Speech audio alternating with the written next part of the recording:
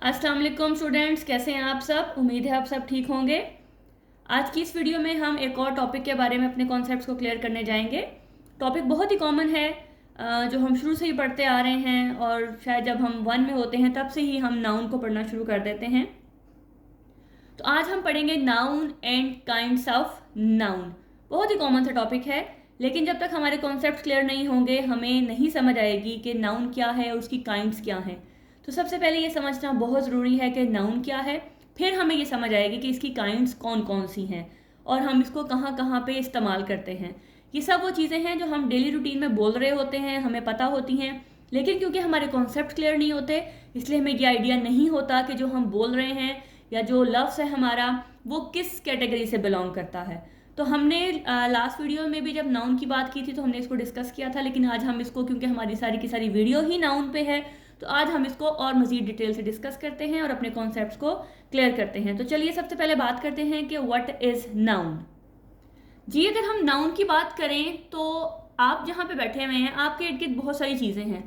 अगर आपको कोई चीज़ चाहिए, फॉर एग्जांपल आपको अगर टीवी का रिमोट चाहिए, तो आप किसी बहन भाई को, जो भी आपके पास बैठा हुआ है, उसको कहेंगे जी मुझे टीवी का रिमोट पकड़ा दें। ऐसा तो नहीं होगा जी आप उसे कहो कि मुझे वो पकड़ा दें। अब वो में तो आपके इर्द गिर्द बहुत सारी चीज़ें आ जाएंगी। तो जब आपको कोई पर्टिकुलर चीज़ चाहिए तो आप उसको उसके नाम से पुकारते हैं। किस चीज़ से पुकारते हैं? उसके नाम से, या फिर आप कहो कि आप उसका, जो अगर हम इंग्लिश में बात करें तो उसके नेम से आप उसको रिकग्नाइज करते हैं। तो जब आपने उसका नाम लिया तो आपको फ़ौरन से पता लग गया, जो आपका जो लेके आने वाला है उसको फ़ौरन से पता लग गया कि आपको क्या चीज़ चाहिए। इसी तरह से अगर मैं क्लास में पढ़ा रही हूँ तो मैं अगर किसी भी बच्चे का नाम लेती हूँ, फॉर एग्जाम्पल मैं कहती हूँ निदा जस्ट कम हेयर, तो पूरी क्लास में से जो भी निदा होगी वो फ़ौरन से मेरे पास आ जाएगी। और अगर मैं ये कहूँ कि मेरे पास आओ, अब मेरे पास कौन आएगा? या तो सारी की सारी उठ के आ जाएंगी या फिर सब एक दूसरे को देखेंगे कि मैम किसको बुला रही हैं। तो कहने का मतलब यह है कि आपका जो नाम है वो बहुत ज़रूरी है और उसी नाम को हम कहेंगे नाउन। मेरा नाम नाउन है, आपका नाम नाउन है। आपके इर्द गिर्द जितनी भी चीज़ें पड़ी हुई हैं इस टाइम, आपका मोबाइल, कॉपी, पेंसिल, रेज़र, आपके फ्रूट, सब्जियां, दालें, जो भी चीज़ें आपके इर्द गिर्द पड़ी हुई हैं जिनका एक नाम है, वो सारी की सारी नाउन की कैटेगरी में आएंगी। आई होप कि आपको समझ आ रहा होगा कि जो भी चीज़ का नाम है, चाहे वो किसी पर्सन का है, चाहे किसी प्लेस का है, या किसी चीज़ का है, किसी थिंग का है, किसी भी चीज़ का नाम जो है वो नाउन कहलाता है। और ये हमारी जो दुनिया है ये सारी की सारी हमारी चीज़ों से भरी पड़ी है। इस दुनिया में चीज़ें ही चीज़ें हैं और उन चीज़ों को हम किसी ना किसी नाम से पुकारते हैं। उसमें आपके पास लोग भी हैं, उसमें आपके पास जगह भी हैं, उसके आपके पास चीज़ें भी हैं, और कोई भी ऐसी चीज़ नहीं है जिसका नाम ना हो।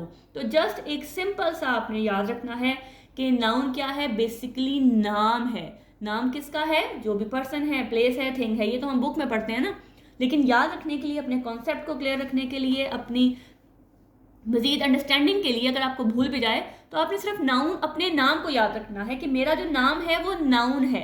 तो अगर मेरा नाम नाउन है तो फिर हर चीज़ का एक नाम है। हमारे पास जितनी भी चीज़ें हैं उन सब का एक नाम है और वो नाम क्या है? नाउन कहलाता है। जस्ट इतनी सी बात है। अब बात यहाँ पे है कि हमें नाउन की ज़रूरत क्यों पड़ती है। जब हम कह रहे हैं कि नाउन जो है वो नाम है, तो फिर हमें इसकी ज़रूरत क्यों पड़ती है? फिर हम इसको नाउन क्यों कह रहे हैं? फिर हम इसको नाम क्यों नहीं बोल देते, या इसको हम नेम क्यों नहीं बोल देते? हम इसको नाउन क्यों बोल रहे हैं बार बार? तो उसके लिए आपको एग्जांपल दूंगी। आप अगर साइंस, जैसे 5th 6th में हम साइंटिफिक फार्मूलाज वगैरह पढ़ना शुरू कर देते हैं, तो वहाँ पे आपके पास लिखा होता है NaCl। अब ये NaCl क्या है? ये बेसिकली एक साइंटिफिक नेम है सोडियम क्लोराइड का। ठीक है, अब ये सोडियम क्लोराइड क्या है? NaCl बेसिकली नाम है सोडियम क्लोराइड का। और सोडियम क्लोराइड क्या है? जस्ट आपका सिंपल जो आपके किचन में यूज़ होने वाला सॉल्ट, या जिसे आप नमक बोलते हैं, उसे कहा जाता है। ठीक है, अब देखिए तो हम फिर नमक क्यों नहीं बोलते भाई, हम NaCl क्यों बोल रहे हैं? फिर हमें NaCl बोलने की ज़रूरत क्यों पड़ती है? हम सीधा सीधा किताब में नमक या सॉल्ट क्यों नहीं लिखते या बोलते हैं? हम सोडियम क्लोराइड क्यों कह रहे हैं? वो इसलिए कि हमारी एक आम जुबान है और एक हमारी साइंटिफिक लैंग्वेज है। उस साइंटिफिक लैंग्वेज में हमने चीज़ों को उनके साइंटिफिक नाम दे दिए हैं। वो जो साइंटिफिक नेम्स हैं हमने उससे जो है उन चीज़ों को लेके चलना है, तो इस वजह से वहाँ पे NaCl कहा जाता है। इसी तरह से हम जो सुबह शाम हमारे लिए पीना बहुत ज़रूरी है, 8 गिलास आपके लिए बहुत ज़रूरी है, वो है पानी, जिसे उर्दू में पानी कहते हैं, इंग्लिश में वाटर कहते हैं, और साइंटिफिकली इसको H2O कहा जाता है। ठीक है, आप देखें तीनों एक ही हैं, कोई उसके रंग में उसके टेस्ट में कोई भी फ़र्क नहीं है, लेकिन क्या है कि ये साइंटिफिकली है, ये कॉमन लैंग्वेज है और ये साइंस की लैंग्वेज है। तो हमें इसलिए इसकी ज़रूरत पड़ती है कि हमें साइंटिफिकली चीज़ों को कुछ नाम देने पड़ते हैं। तो इस वजह से हम उनको एक जो उनका कॉमन चीज़ है उससे रिकग्नाइज नहीं करते, हम उसके लिए एक प्रॉपर या एक साइंटिफिक नेम रख लेते हैं, तो उससे उसकी पहचान करते हैं। तो इसलिए यहाँ पे हम इसको बेसिकली ये नेम है, लेकिन हम इसको नाम देंगे नाउन का, जैसे हमने पानी को H2O का और नमक को NaCl का नाम दिया। तो ये बेसिकली रीज़न है इसके पीछे कि हमने इसको नेम को नाउन क्यों कहा। आई होप कि आपको समझ आ रहा होगा और आपके कॉन्सेप्ट जो है वो क्लियर हो रहे होंगे। अब ये तो हो गया हमारा नाउन। अब नाउन की आगे बहुत सारी काइंड्स हैं। अब वन बाय वन हम उनको डिस्कस करते हैं कि वो क्या हैं और उनको हम कब कब कैसे जो है पहचान सकते हैं। जी, सबसे पहले अगर हम टाइप्स की बात करें तो सबसे पहली टाइप वहाँ पे आ जाएगी आपके पास कॉमन नाउन की। सबसे पहली टाइप क्या होगी आपकी? कॉमन नाउन की। अब कॉमन क्या है? देखिए, जब आप चीज़ों के मतलब को समझेंगे तो आपके लिए चीज़ें जो है वो समझना बहुत आसान होगी, फिर आपको रट्टा कभी भी लगाना नहीं पड़ेगा। आप अपने अल्फाज में, अपनी वर्डिंग में उसको मॉडिफाई करके पेपर में बड़े आराम से लिख सकते हैं, सेंटेंस के अंदर उन चीज़ों की पहचान कर सकते हैं। ठीक है, तो अब कॉमन क्या है? कॉमन आम, जो बहुत ही आम है। ठीक है, उर्दू में अगर मैं इसका मतलब लिखूं तो इसका मतलब है आम, यानी कि वो चीज़ जो आपको हर जगह मिलती है, जिसकी कोई स्पेशलिटी नहीं है, कोई ख़ास नहीं है, तो कॉमन बेसिकली इसका मतलब है आम। अब कॉमन नाउन क्या है? जब ये कॉमन प्लस नाउन हो गया तो इसका मतलब है ये कोई ऐसी चीज़ का नाम है जो बहुत ही आम है। कोई ऐसी चीज़, मतलब वो नाम जो बहुत ही आम है, जो ख़ास नहीं है, जो बहुत ही आम नाम है, उसे हम कहेंगे कॉमन नाउन। अब for example, boy, girl, flower, house, school. ठीक है, अब देखें, अब ये boy, girl, flower, house, school, ये वो नाम है जो कॉमन है। अब लड़का है तो कौन सा लड़का है? सारे ही लड़के आपको आगे पीछे नजर आ रहे हैं। लड़की है तो कौन सी लड़की है? सारी इतनी लड़कियां हैं क्लास में। फ्लावर, बहुत सारी किस्मों के फ्लावर हैं। आप किसकी बात कर रहे हैं भाई? हाउस, यहाँ पे आपको अगर आप किसी भी टाउन में चले जाते हैं, किसी भी मोहल्ले में चले जाते हैं, तो वहाँ घर ही घर हैं। स्कूल, यहाँ पे एक गली में आपको 50 स्कूल मिल जाएंगे, तो कौन सा स्कूल? तो जब हमें नहीं पता कि वो चीज़ जो है वो किससे बिलोंग करती है, या वो बहुत ही कॉमन है, हमें उसका कोई पर्टिकुलर उसका रेफरेंस कोई नहीं है, तो वो आपके पास होगा कॉमन नाउन। आई होप कि आपको समझ आ रहा होगा कि कॉमन जो बहुत ही आम है, जिसका किसी खास चीज़ से कोई लेना देना नहीं है, जो आपको हर जगह जो है नज़र आ रही है, तो वो आपके पास है कॉमन नाउन।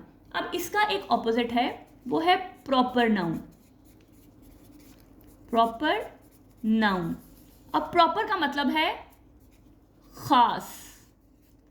प्रॉपर का मतलब है खास, और आपका नाउन मतलब नाम, यानी कि किसी ऐसी जगह, चीज या शख्स का नाम जो कि खास है। यहां पे देखें, कॉमन आम और प्रॉपर मतलब खास। वो नाम जो किसी खास को जाहिर करें, वो आपके पास होंगे प्रॉपर नाउन। फॉर एग्जाम्पल, कायदे आजम, या अगर मैंने बॉय की बात की थी यहाँ पे कॉमन में, तो अगर मैं यहाँ सॉरी, पूरी क्लास में लड़के हैं तो वो आपके पास वो जो बॉयज़ हैं वो कॉमन होगा। लेकिन अगर मैं ख़ास एक नाम ले लूँ, फॉर एग्जांपल मिस्टर अहमद, तो ये आपके पास प्रॉपर नाउन हो जाएगा। ठीक, तो जब आपने किसी को ख़ास नाम दे दिया तो फिर आपका वो होगा प्रॉपर नाउन। इसी तरह से अगर मैं Lahore, national park, public school. देखिए स्कूल कॉमन था, लेकिन जब पब्लिक लग गया तो इसका मतलब है खास हो गया, हर स्कूल पब्लिक स्कूल नहीं है। ठीक है, लाहौर पूरे पाकिस्तान में एक ही है, हर सिटी को आप लाहौर नहीं कह सकते। पार्क, नेशनल पार्क का मतलब है कि कोई खास पार्क, वो पार्क जिसका नाम ही नेशनल पार्क है। हर पार्क जो है वो नेशनल पार्क नहीं होगा। इसी तरह से रेड रोज, रोज हो हमारे पास, या रेड फ्लावर जो भी आप लिख लो। तो आपके पास अगर रोज है तो रोज की बहुत सारी उसके कलर्स हैं, बहुत सारी टाइप्स हैं, लेकिन जब आपने रेड रोज लिख दिया तो वो आपका पर्टिकुलर हो गया। तो ये जो पर्टिकुलर चीजें हैं ये आपके पास हो जाती हैं प्रॉपर नाउन के। खास है तो प्रॉपर, कोई भी कॉमन चीज है, आम चीज है, वो आपके पास होगी कॉमन नाउन। तो आई होप कि इसका कॉन्सेप्ट आपको क्लियर होगा। अगर ये क्लियर है तो हम अगले टॉपिक की तरफ चलते हैं जी। नेक्स्ट आपके पास है collective noun. Collective noun, collective मतलब ये आपका कलेक्शन से, इकट्ठा करना से निकला है। ये आप अगर याद रखना चाहो तो आप कहोगे कलेक्शन, इकट्ठा करना। ठीक है, कलेक्टिव नाउन मतलब आपने सबको इकट्ठा कर दिया, एक ही टर्म दे दी, उसको एक ही नाम दे दिया। तो अगर आपकी इसकी एग्जांपल दूं, एक आपसे ही शुरू करते हैं। अगर मैं ये कहूं कि जी आपके घर में कौन कौन है, तो आप बताओगे जी मेरे घर में ये लोग रहते हैं। तो अगर मैं कहूँ कि उन सबको इकट्ठा क्या कहा जाएगा, तो आप कहोगे जी हम सब एज अ फैमिली हैं। तो ये जब आपकी फैमिली है ना, ये आपका है कलेक्टिव नाउन। अब इस फैमिली में 4 लोग भी आ सकते हैं, 10 लोग भी आ सकते हैं, 15 लोग भी आ सकते हैं।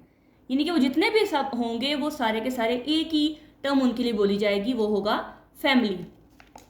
इसी तरह से क्लास, जब हम क्लास की बात करते हैं तो उसमें चाहे 10 स्टूडेंट्स हैं, उसमें 20 हैं, उसमें 50 हैं, जितने भी स्टूडेंट्स उसमें मौजूद होंगे वो सब के सब एक ही टर्म यूज़ की जाएगी उनके लिए, वो होगा क्लास। इसी तरह से अगर मैं कहूँ आर्मी, तो आर्मी में भी सब लो रैंक से लेके हाई रैंक तक सब के सब लोग जो हैं, जितने किसी भी रैंक का वो है, तो वो सब के सब इस कैटेगरी में आ जाएंगे। तो जब हम आर्मी बोलते हैं तो इसका मतलब है सब जितने भी फौजी हैं वो सब हम एक ही कैटेगरी में लेके आ रहे हैं। इसके बाद अगर मैं बोलूँ हर्ड ऑफ शीप, यानी कि ये जो आपके पास भेड़ बकरियों का जो भी ग्रुप होता है या जो मिल के वो जा रहे होते हैं, तो उसको आप रेवर, जिसको आप उर्दू में बोलते हो, उसको हम बोलेंगे हर्ड ऑफ शीप। के शीप का जितना भी जो भेड़ बकरियों का जितना भी रेवर है वो जा रहा है, तो आप उसके लिए यूज़ करोगे हर्ड। इस तरह से फ्लोक, जो आप परिंदे देखते हैं जो गौल के गौल उड़ते हुए जा रहे होते हैं, तो उसके लिए आप टर्म यूज़ करते हैं फ्लोक। तो यानी कि आप एक की बात नहीं करते हैं, आप एज अ ग्रुप बात करते हैं जिसमें आप सबको इकट्ठा कर देते हैं, उसके लिए आप बोलोगे कलेक्टिव नाउन। इसमें आप ग्रुप को भी कलेक्टिव नाउन में आ सकता है कि ग्रुप क्या होता है, 2 या 2 से ज़्यादा लोग। अब जब हमने ग्रुप की बात की तो उसमें 2 लोग भी आ सकते हैं, उसमें 10 भी आ सकते हैं, उसमें 15 भी आ सकते हैं। तो उन सबको हमने एज अ ग्रुप ही बोलना है। तो कलेक्टिव का मतलब इकट्ठा करना, या आप उसको कह लें कि आप उसको ग्रुप की फॉर्म में जब आप बोलते हैं तो आप उसके लिए यूज़ करोगे कलेक्टिव नाउन, कि जिसमें हमने सबको एक ही कैटेगरी में डाल दिया, एक ही वर्ड के अंदर उन सबको डिस्क्राइब कर दिया, तो वो आपके पास नाउन जो हैं वो होंगे कलेक्टिव नाउन। इसमें अगर मैं और एग्जांपल दूं तो आप पुलिस, टीम, पीपल, ये सब भी आप इसके अंदर ऐड कर सकते हैं। और भी इस तरह से बहुत सारे हैं, कैटल, बहुत सारे हैं जो आप एज अ कलेक्टिव नाउन आ सकते हैं। तो ये जस्ट आपके पास कुछ एग्जांपल हैं जो मैंने आपके साथ इसको समझाने के लिए लिखी हैं जी। नेक्स्ट जो नाउन है उस पर जाने से पहले कुछ एग्जांपल्स लिखूंगी और उसके बाद फिर उस टॉपिक का नाम बताऊंगी। जैसे मैं सेंटेंस लिखती हूँ, यू आर वेरी ऑनेस्ट, या फिर honesty is the best policy. इसके अलावा tell the truth, don't tell a lie. ये चलिए 2-3 एग्जाम्पल्स लिखी हैं, इसको पहले हम देख लेते हैं। आप देखिए, यू आर वेरी ऑनेस्ट, तुम बहुत ईमानदार हो। क्या कभी आपने ऑनेस्टी देखी है? Honesty is the best policy, क्या कभी ऑनेस्टी नज़र आई है? क्या कभी आपको सच नज़र आया है? क्या आपने कभी झूठ को देखा है? तो जब आपने इनको देखा नहीं है, लेकिन ये सारी की सारी एग्जिस्ट तो करती हैं। हम बोलते तो यही है ना कि honesty is the best policy, ईमानदारी, सच, झूठ, या अगर इसके अलावा कुछ और वर्ड लिखूं, सेंटेंस नहीं लिखती, सिर्फ वर्ड लिख देती हूँ, ब्रेवरी, हैप्पीनेस, वो कितनी खुश है, उसके बाद लाई मैंने लिख दिया, स्ट्रॉन्ग, उसके बाद सॉरो, आज वो बहुत दुखी है। तो दुख नज़र आ रहा है क्या? उसका कोई ऐसा कोई आपके पास मेजरमेंट के लिए कुछ है जिसके साथ आप मेजर कर सको कि आप दुख को किस तरह से मेजर कर सकते हो? पेन, क्या आपके पास कुछ ऐसी चीज़ है जहाँ से आप अपनी पेन को मेजर कर सको कि आपको किस हद तक जो है वो पेन हो रही है? जैसे आपको टेम्परेचर है तो आपके पास एक इंस्ट्रूमेंट है कि आपको इतना बुखार है, तो क्या कोई ऐसी चीज़ है जहाँ से आप इनको मेजर करके बता सको कि अच्छा मुझे कितना जो है वो दर्द है, कितना मुझे दुख है, कितनी मुझे खुशी है, कितना मैं बहादुर हूँ? तो ये वर्ड हम जो बोलते हैं जो एग्जिस्ट तो करते हैं, लेकिन हम इनको क्या करते हैं, ना हम इनको टच कर सकते हैं, ना हम इनका टेस्ट कर सकते हैं, ठीक है, ना ये टच हो सकते हैं, ना ये टेस्ट हो सकते हैं, जस्ट आप इनको इमेजिन करते हो। क्या करते हैं आप? इनको जस्ट इमेजिन करते हो। तो these words are called abstract noun. तो क्या कहते हैं हम इनका नाम है एब्स्ट्रैक्ट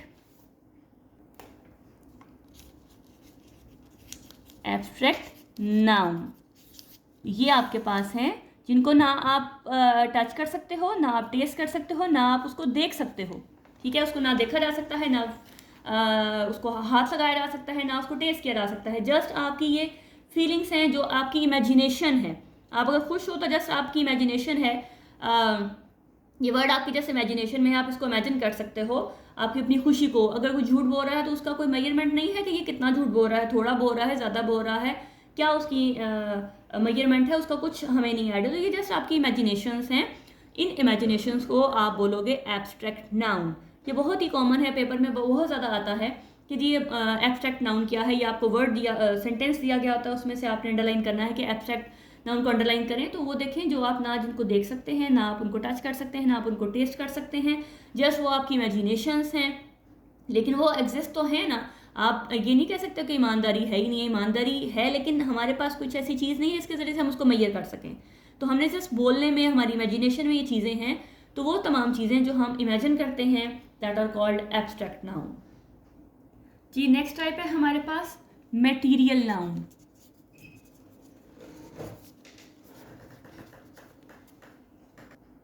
जी इसको समझना बहुत ही लाजमी है, क्योंकि आगे हमारे पास एक और नाउन है जिसमें बच्चे कंफ्यूज हो जाते हैं और इन दोनों को आपस में मटेरियल को कंक्रीट और कंक्रीट को मटेरियल का नाम दे देते हैं। तो मटेरियल नाउन वो है जिससे चीज़ें बनती हैं, मतलब कि वो मटेरियल नाउन वो है जिससे थिंग्स आर मेड, कि जिससे चीज़ें बनती हैं। फॉर एग्जाम्पल अगर मैं कहूँ वुड, आपको ये वुड कैसे मटेरियल नाउन है? ये वुड से आपके पास चेयर बनती है, टेबल है, फर्नीचर है, कोई भी आपने अगर कैबिन बनाना है तो वो भी आपका लकड़ी से अगर बनने वाला तो डेफिनेटली वुड से ही बनेगा। तो आपके पास वुड से बहुत सारी चीज़ें बनती हैं। अब ये वुड जो है मटेरियल नाउन इस तरह से है कि ये आपको चीज़ें प्रोवाइड कर रहा है, मतलब इससे चीज़ें बन रही हैं। ये कुर्सी, टेबल, फर्नीचर जो भी हैं, जो लकड़ी से बनने वाली चीज़ें हैं, वो लकड़ी से बनती हैं। अब जब ये इससे बनेगी तो ये मटेरियल नाउन होगा। इसी तरह से अगर मैं आपको एक और एग्जांपल दूं, फॉर एग्जांपल गोल्ड। अब गोल्ड क्या है? गोल्ड से आपकी ज्वेलरी भी बनती है, ठीक है, आपकी ज्वेलरी है, गोल्ड के कॉइन्स भी होते हैं। गोल्ड आपका जो डेंटिस्ट हैं वो भी बेसिकली मोस्टली जो टीथ है उसमें यूज़ करते हैं।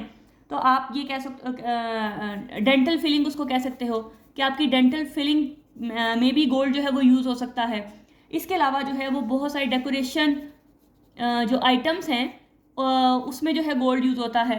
तो ये देखें, गोल्ड से चीज़ें आगे बनी, तो जब चीज़ें इससे आगे बनेंगी तो ये मटेरियल नाउन होगा। इसी तरह से एक और एग्जांपल अगर मैं दूं, मिल्क, ठीक है, घर में आप सबके घर में दूध मौजूद है। अब आप दूध से क्या करते हैं, दूध से गर्मियों में हम मोस्टली क्या करते हैं, आइसक्रीम बनाते हैं, ठीक है। अभी आइसक्रीम किससे बनी, मिल्क से बनी। इस तरह से यहाँ पे आप चीज़ दूध से बनाते हैं। इस तरह से बटर, ये भी दूध से बनता है। इसके अलावा आप योगर्ट, वो आपका दूध से बनता है। तो ये सब चीज़ें जो दूध से बन गई, जब ये दूध से बन गई तो फिर ये आपके पास मिल्क जो है वो मटेरियल नाउन होगा। अगर इस तरह से जो है वाटर, वाटर को भी मटेरियल नाउन कहा जाता है। आप कहेंगे जी वाटर कैसे हो गया, भाई वाटर आप ड्रिंकिंग के लिए यूज़ करते हो, ठीक है। उसके बाद स्विमिंग पूल में यूज़ होता है, स्विमिंग पूल जो है वाटर से बनता है। इरिगेशन सिस्टम के लिए आपका जो ये जो पानी है ये यूज़ होता है। फिर आपका जो बहुत सारी जो प्रोडक्शन है आपकी चीज़ों की, उसमें आपका वाटर यूज़ होता है। तो देखें, इससे चीज़ें आगे बन गई।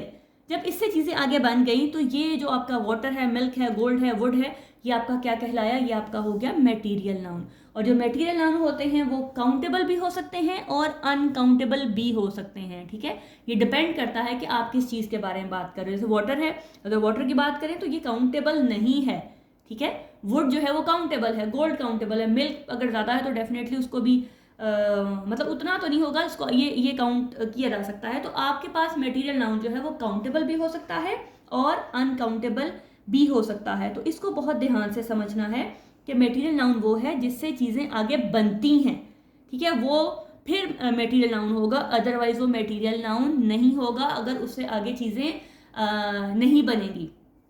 अगर देखें चेयर से तो आगे आप कुछ नहीं बनेगा ना, तो फिर वुड आपके पास मटेरियल नाउन है, चेयर आपके पास मटेरियल नाउन नहीं है जी। नेक्स्ट है मेरे पास कॉन्क्रीट नाउन। अगर आपको मटेरियल नाउन की समझ आई है तो ही आपको कॉन्क्रीट की समझ आएगी, अदरवाइज ये भी कॉन्सेप्ट क्लियर नहीं होगा। तो मटेरियल नाउन जिससे चीज़ बनेगी, अगर उससे चीज़ें बन रही हैं तो फिर वो आपका मटेरियल नाउन होगा, अदरवाइज वो मटेरियल नाउन नहीं होगा। अब हम देखते हैं कंक्रीट नाउन। कंक्रीट नाउन क्या है कि आपकी 5 सेंसेस हैं, ठीक है, 5 सेंसेस हैं आपका, सूंघना, देखना, चखना, टच करना, उसके बाद और सुनना। अगर आप इन 5 सेंसेस में से किसी भी चीज़ को रिकग्नाइज करते हो तो इसका मतलब है कि आपकी 5 सेंसेस जो है वो काम कर रही हैं, ठीक है। तो अब हमने क्या करना है कि उन 5 सेंसेस में से कंक्रीट नाउन क्या है कि आपने वो चीज़ें जिनको आप देख के या आप उसको टच करके, जब आप उसको फील कर सकते हो, आप उसको देख सकते हो, उसको आप टच कर सकते हो, तो वो आपके पास होगा concrete noun. For example horse, ball, table, fish, मतलब इस तरह से बहुत सारी चीज़ें, यानी कि जिसको आप, जो आपको नज़र आ रही है, जिसको आप टच कर सकते हो, जिसको आप मतलब फील भी कर रहे हो। तो कोई भी ऐसी चीज़ जिसको आपने जब टच करना है वो आपके सामने है और आप उसको फील कर रहे हो, तो वो आपके पास क्या होगा, कंक्रीट नाउन, ठीक है। तो मटेरियल और कंक्रीट में बहुत डिफरेंस है। मटेरियल नाउन जिससे चीज़ें बनेंगी और कंक्रीट नाउन जिसको आप टच कर रहे हो वो आपके पास कंक्रीट नाउन है। टच तो आप उसको भी कर रहे हो, लेकिन उससे जो आपके पास मटेरियल नाउन है वो किसी चीज़ से बनेगा, मतलब उससे आगे सॉरी चीज़ें बनेगी। वुड से आगे जो चेयर है वो वुड आपके पास मटेरियल नाउन है। अब जो लकड़ी जो कुर्सी बन गई तो आप उसको ये कह सकते हो, कुर्सी या टेबल, वो फिर आपका कंक्रीट नाउन है। लेकिन जिससे चीज़ें बन रही होंगी वो आपका मटेरियल नाउन होगा। नेक्स्ट है बहुत ही आसान, काउंटेबल एंड अनकाउंटेबल। ठीक हो गया ना, काउंटेबल एंड अनकाउंटेबल। बहुत ही आसान कि काउंटेबल काउंट करना, जिसको आप गिन सकते हो, ठीक है, जिसे आप गिन सकते हो, और अनकाउंटेबल जो आप नहीं गिन सकते हो। जैसे ईद पे ईदी मिलती है तो आप बड़े आराम से उसको गिन सकते हो, भाई कि कितनी ईदी इकट्ठी हो गई है। तो अब वो जो आपका गिनना है वो चीज़ें जिनको आप गिन सकते हो, जो आप बड़े इजीली आप उसको काउंट कर सकते हो, that are called countable noun. और वो चीज़ें जिन्हें आप काउंट नहीं कर सकते हो, फॉर एग्जांपल अपने सर के बाल देखें तो क्या आप इनको काउंट कर सकते हैं? रात को आसमान पे तारे ही तारे नज़र आते हैं, तो क्या आप उनको काउंट कर सकते हैं? नहीं ना। तो वो चीज़ जिसको आप काउंट नहीं कर सकते हैं वो आपके पास अनकाउंटेबल है, और जिसको आप काउंट कर सकते हैं, फॉर एग्जांपल अगर आपके पास कुछ पेंसिल्स पड़ी हुई हैं, कुछ चेयर्स हैं क्लास में, कोई भी आपके पास बॉल पॉइंट्स हैं, कुछ चीज़ें ऐसी जो इनको आप बड़े इजीली 1 2 3 4 5 करके आप उसको काउंट कर सकते हो, तो वो आपके पास होगा काउंटेबल। और अगर आप उसको नहीं कर सकते हो तो फिर आपके पास है अनकाउंटेबल। तो बहुत ईजी है कि आपने सिर्फ याद रखना है काउंट करना, ठीक है, कि जिसको आप गिन सकते हो वो काउंटेबल है, जिसको आप नहीं गिन सकते हो वो आपके पास अनकाउंटेबल है। थोड़ी एग्जांपल्स लिख देती हूँ आपके लिए। जैसे अगर आप फ्रूट की बात करें, एप्पल हो गया, कुछ कॉइन्स हैं, स्टेबल हो गया, कुछ चेयर्स अगर हैं, तो इस तरह से अगर आप अनकाउंटेबल की बात करें तो ये हमारे पास आ जाएगा हेयर। हम अपने बालों को नहीं गिन सकते। जो आपके पास स्टार्स हैं जो रात को चमकते हैं, आप उनको काउंट नहीं कर सकते हो, आप जितनी मर्जी कोशिश कर लें, आप किसी भी सूरत में जो है उसको काउंट नहीं कर सकते हैं। इस तरह से आप वाटर, उसको आप काउंट नहीं कर सकते हो। तो ये वो चीज़ें हैं जिनको आप काउंट नहीं कर सकते। इस तरह से बहुत सारी और एग्जांपल आप अपने इर्द गिर्द देखें, जो भी आपको चीज़ें जहन में आती हैं। तो काउंटेबल जिसको आप गिन सकते हैं और अनकाउंटेबल जिसको आप काउंट नहीं कर सकते हो, वो आपके पास होंगे countable noun and uncountable noun. Next type की तरफ बढ़ते हैं। नेक्स्ट है आपका कंपाउंड नाउन। क्या है? Compound noun. मैं बार बार पहले भी कंपाउंड के बारे में आपको बता चुकी हूँ कि कंपाउंड आपने जहन में रखना है जब आपके पास 2 या 2 से ज्यादा, ठीक है, 2 या 2 से ज्यादा जब होंगे तो वो आपके पास होगा कंपाउंड। अब यहाँ पे क्योंकि हम नाम की बात कर रहे हैं तो इसका मतलब है 2 या 2 से ज्यादा नाम। मतलब फॉर एग्जाम्पल जैसे ब्लैक एक आपके पास नाम है और आपके पास एक है बोर्ड, ठीक, ये 2 अलग अलग नाम है। अब अगर मैं इन दोनों को इकट्ठा कर दूं तो मेरे पास क्या हो जाएगा? Black board. ये मेरा क्या हो जाएगा? Compound noun.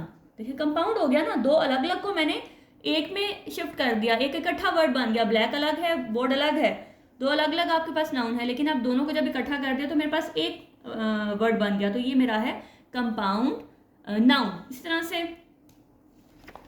Father in law, ये भी मेरा कंपाउंड नाउन है। फादर इन लॉ, ये भी मेरे पास कंपाउंड नाउन है। इस तरह से डाइनिंग हॉल, डाइनिंग हॉल, ये भी मेरे पास 2 वर्ड्स हैं, इनको मैंने इकट्ठा कर दिया तो मेरे पास ये हो गया डाइनिंग हॉल।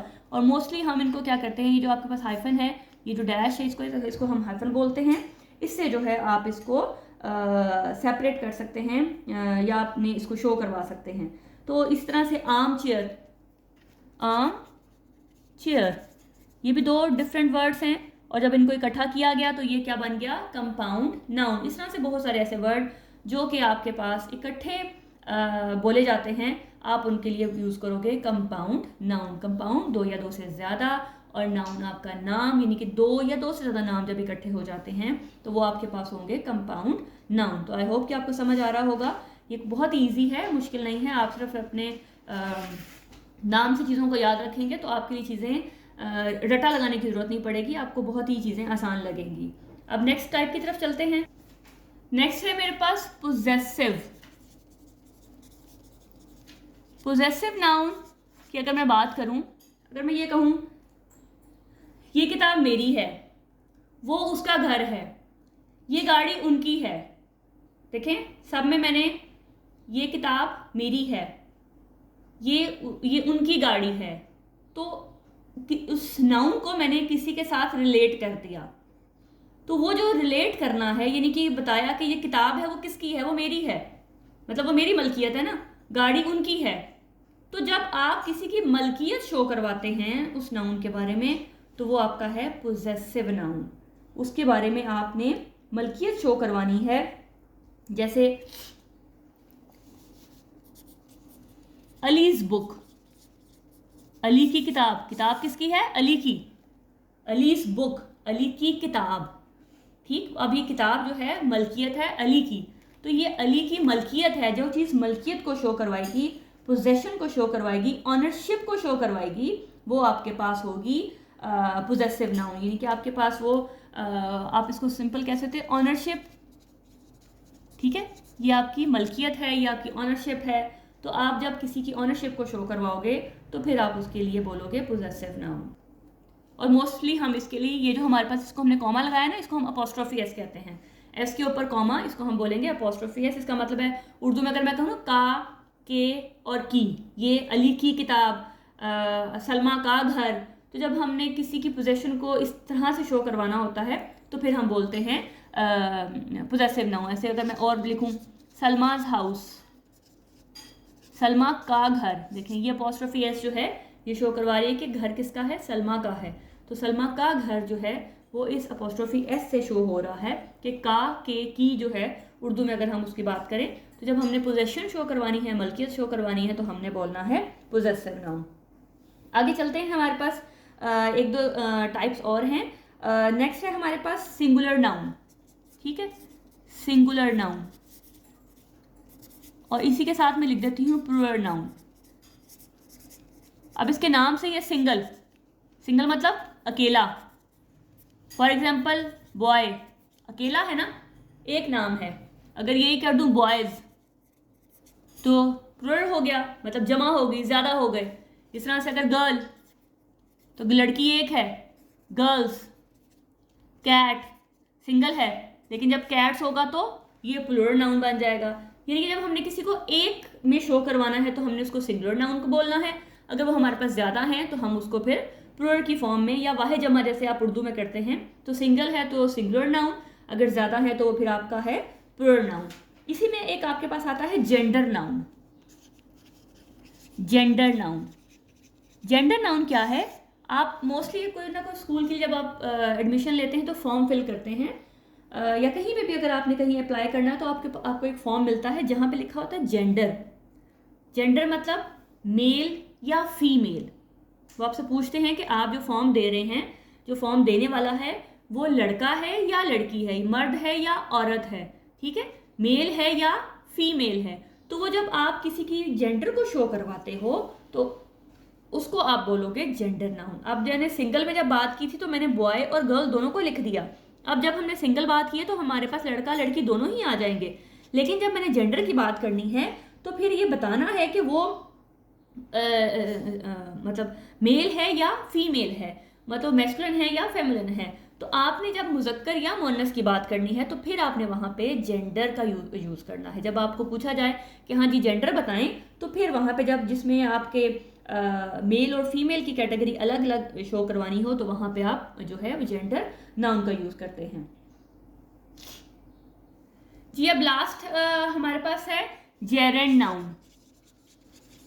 जेरेंड नाउन, अच्छा ये भी बता दूं कि बहुत सारी ग्रामर की बुक्स में कुछ में टाइप्स कम हैं, कुछ में ज़्यादा हैं। तो मैंने जितनी भी थी उन सबको कोशिश की है कि एक ही वीडियो में उसको एक्सप्लेन कर सकूं। तो अब ये हमारे पास लास्ट है जेरेंड नाउन। जेरेंड क्या है? जैसे इस टाइम मैं पढ़ा रही हूँ, ठीक है, ये मैं एक एक्शन कर रही हूँ, काम कर रही हूँ, ये मेरा एक्शन है, ठीक है।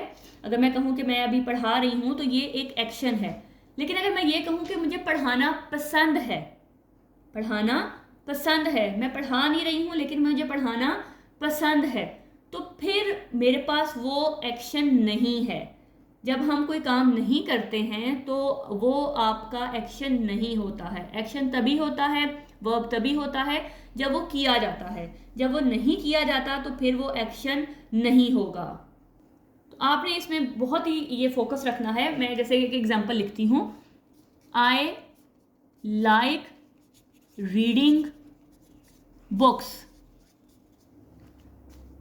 I am reading a book, ठीक है। ये दो सेंटेंस लिख दिए मैंने, दोनों में मेरे पास first form plus I N G, first form plus I N G है, लेकिन दोनों में बहुत डिफरेंस है। दोनों सेंटेंस टोटली डिफरेंट है। कैसे? आई लाइक रीडिंग बुक्स, मुझे किताबें पढ़ना पसंद है। देखिएगा, बात को गौर से सुनिएगा कि मुझे किताबें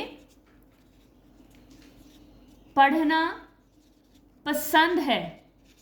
I am reading a book, मैं एक किताब पढ़ रही हूँ।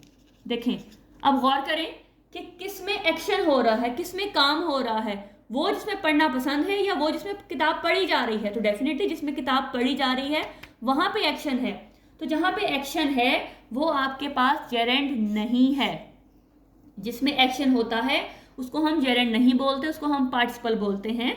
वहाँ पे हम क्योंकि इस टाइम सिर्फ जेरेंड की बात कर रहे हैं, इसलिए मैं पार्टिसिपल का भी जिक्र करना चाहूँगी कि दोनों में डिफरेंस क्या है। पार्टिसिपल वो है जिसमें एक्शन होता है, लेकिन जिसमें बात की जाती है जिसमें काम नहीं होता है। होता दोनों में फर्स्ट फॉर्म प्लस आईएनजी है, लेकिन दोनों का स्ट्रक्चर बहुत डिफरेंट है, दोनों का मीनिंग डिफरेंट होता है। इसमें वो कह रहा है कि मुझे किताबें पढ़ना पसंद है, यहाँ पे वो कह रहा है मैं किताब पढ़ रही हूँ। तो जो पढ़ रही हूँ वो आपके पास एक्शन है, और जहाँ पे एक्शन होता है वो पार्टिसिपल होता है, और जहाँ सिर्फ बात की जाती है वो भी फर्स्ट फॉर्म प्लस आईएनजी है। लेकिन सेंटेंस के मुताबिक देखें यहाँ पे काम नहीं हो रहा, तो जहाँ पे काम नहीं होता वहाँ पे वो वर्ड एज अ नाउन आता है। क्या आता है? एज अ नाउन, और उस नाउन को आप बोलेंगे जेरेंड नाउन। उस नाउन को आप क्या बोलेंगे? उस नाउन को आप बोलेंगे जेरेंड नाउन। आई होप कि आपको समझ आ रहा होगा कि जेरेंड किसको बोलते हैं, जिसमें फर्स्ट फॉर्म प्लस आईएनजी तो होता है, लेकिन वो एज अ वर्ब नहीं होता, उसमें आप काम नहीं होता, उसमें सिर्फ बात की जा रही होती है, वो काम हो नहीं रहा होता। जब वो काम नहीं हो रहा होगा तो वो एज अ नाउन यूज होगा, वो एज अ वर्ब यूज नहीं होगा, और जब एज अ नाउन यूज होगा तो उसको हम बोलेंगे जेरेंड नाउन। ठीक है, आई होप कि क्लियर हो रहा होगा। चलिए अब एक चीज़ सॉरी मुझसे मिस हो गई है, उसको मैं आपको दोबारा ज़रा रिपीट करवा देती हूँ। ये जेंडर नाउन में एक चीज़ सॉरी मिस हो गई है, उसको मैं दोबारा से आपको मतलब वो पॉइंट आउट करवा दूँ कि जब हमने जेंडर नाउन की बात की थी, हमने कहा कि हम जैसे हम मैस्कुलिन फेमिनिन करते हैं, ठीक है, और फेमिनिन करते हैं। जल्दी में लिख रही हूँ, अगर कोई स्पेलिंग रह गया हो तो उसको मतलब इग्नोर कर दीजिएगा। मैस्कुलिन मतलब मेल, और फेमिनिन अगर होगा तो आप उसको एफ से याद रख सकते हैं, फीमेल। ठीक, और इसमें एक चीज़ होती है वो है न्यूटर। न्यूटर न्यूटर क्या है कि जो लाइफलेस चीज़ें होती हैं ना, जिनमें जैसे मेल फीमेल, ये तो जाहिर है जो जिंदा हैं आप उसको बोलोगे, जो ह्यूमन बींग्स हैं सॉरी, आप उसको बोलोगे कि ये मेल है और ये फीमेल है। एक इसमें न्यूटर नाउन होता है जिसको आप ये कह सकते हो कि जो लाइफलेस चीज़ें हैं या आइडियाज़ जो हैं, जो जिनका ज़िंदगी से ताल्लुक़ नहीं है, उनको आप बोलोगे न्यूटर नाउन। जैसे कि पेंसिल हो गई, ठीक है, बुक हो गई, पेंसिल हो गई, या कोई भी आइडिया जो है वो आपके पास होगा न्यूटर नाउन। तो इसमें ये चीज़ सॉरी मिस हो गई थी, मुझे बिल्कुल एंड में याद आया कि जब मैंने ये करवाया तो न्यूटर नाउन में आपके पास मतलब सॉरी जेंडर में जब पूछा जाता है क्या मेल है फीमेल है, तो उसमें आप ये कह सकते हो कि मैस्कुलिन या फेमिनिन, एम से मेल, एफ से फीमेल आप याद रख सकते हो। और इसी में एक टाइप है न्यूटर नाउन की, जिसको आप क्या बोलोगे, जो लाइफलेस चीज़ें हैं या आइडियाज़ जो हैं उसको आप बोलोगे न्यूटर नाउन। आई होप कि ये सारा टॉपिक आपको क्लियर हो गया होगा, आपका कॉन्सेप्ट क्लियर होगा, और ये चीज़ें आपको हमेशा के लिए याद रहेंगी। अगर आपको वाकई ही में याद रहेंगी और ये वीडियो आपको अच्छी लगी तो लाजमी तौर पर कमेंट करके बताइएगा कि कैसा रहा ये सारा एक्सपीरियंस। मिलते हैं नेक्स्ट वीडियो में एक और नए और इजी वे में कॉन्सेप्ट को क्लियर करने के लिए। तब तक अपना बहुत सा ख्याल रखिएगा और दुआओं में याद रखिएगा। अल्लाह हाफ़िज़।